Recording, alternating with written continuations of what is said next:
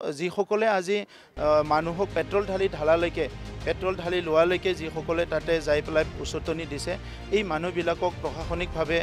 এটা ব্যৱস্থা ল'ব লাগে আমি চাই আছোঁ কিন্তু আৰু বেছিকৈ এই ৰাজনৈতিক নাটকটো কৰি থকাটো ভাল নহ'ব আৰু তেনেকুৱা যদি হ'লে আমাৰ অনাগত দিনত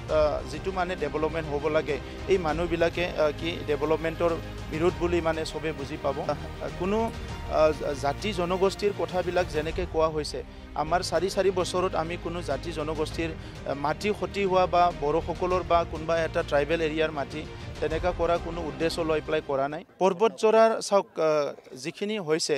এটা পাগলিজোৰা বুলি গাঁও এখন আছে সেই গাঁৱৰ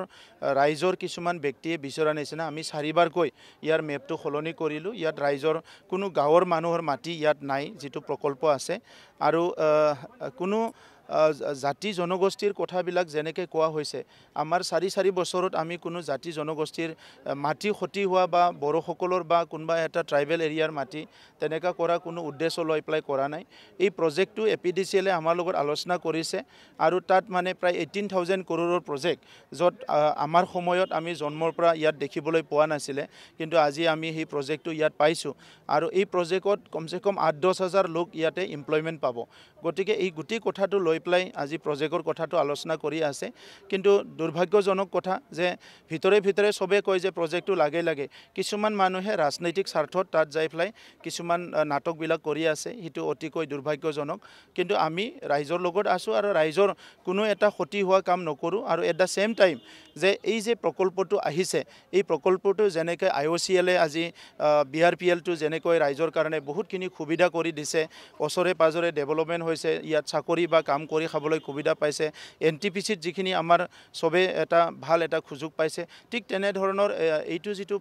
আমাৰ যিটো পৰ্বতজোৰাৰ প্ৰজেক্টতো ৰাইজে বহুতখিনি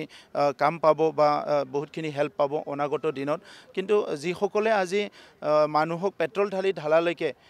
ঢালি লোৱালৈকে যিসকলে তাতে যাই পেলাই উচতনি দিছে এই মানুহবিলাকক প্ৰশাসনিকভাৱে এটা ব্যৱস্থা ল'ব লাগে আমি চাই আছোঁ কিন্তু আৰু বেছিকৈ এই ৰাজনৈতিক নাটকটো কৰি থকাটো ভাল নহ'ব আৰু তেনেকুৱা যদি হ'লে আমাৰ অনাগত দিনত যিটো মানে ডেভেলপমেণ্ট হ'ব লাগে এই মানুহবিলাকে কি ডেভেলপমেণ্টৰ বিৰোধ বুলি মানে চবে বুজি পাব সেইকাৰণে পৰ্বতজোৰা ৰাইজৰ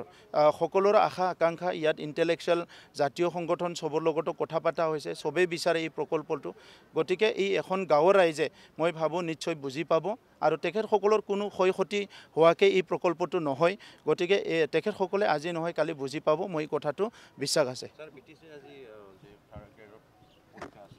থাৰ্ড গ্ৰেড 4th গ্ৰেডৰ সব পৰীক্ষা হৈ থাকিব আৰু ইণ্টাৰভিউ শেষ হোৱাৰ লগে লগে এপইণ্টমেণ্ট দিয়া আৰম্ভ হ'ব আজি আমাৰ অসমৰ হিজ এক্সেলেঞ্চি গভৰ্ণৰ ডাঙৰীয়া বৰমালৈ আহি আছে আৰু তেখেতৰ দ্বাৰা আমাৰ বৈশুমতি 2.0 আমি আজি লঞ্চ কৰিম যাৰ দ্বাৰা আমাৰ বড়োলেণ্ডৰ প্ৰায় 47,000 আমাৰ ভূমিহীন লোকসকলে ভূমি পাবলৈ গৈ আছে PGR ভূমিবিলাকত যিসকলে বহি আছিলে তেখেতসকলে আইনগতভাৱে সুপ্ৰিম কোৰ্টৰ নিয়মবিলাক ফলো কৰি পেলাই আমি তেখেতসকলক মাটিৰ পাট্টা দিবলৈ গৈ আছোঁ 9,000 ক্ষুদ্ৰ চাহ খেতিয়ক আৰু ৰাবাৰ খেতিয়কসকলে ইয়াত মাটিৰ পাট্টা পাবলৈ সক্ষম হ'ব তেনেকুৱা ধৰি পেলাই বিভিন্ন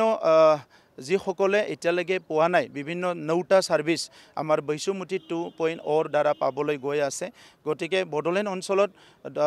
বৈশুমতি 1.0ত আমি প্ৰায় 3,23,000 পৰিয়ালৰ সমস্যা সমাধান কৰিছিলোঁ এতিয়া আমি বৈশুমতি 2.0ত যিসকলে ভূমিহীন হৈ আছে এক কঠাও ভূমি নাই সেইসকলে ভূমি পাবলৈ গৈ আছে থেংক ইউ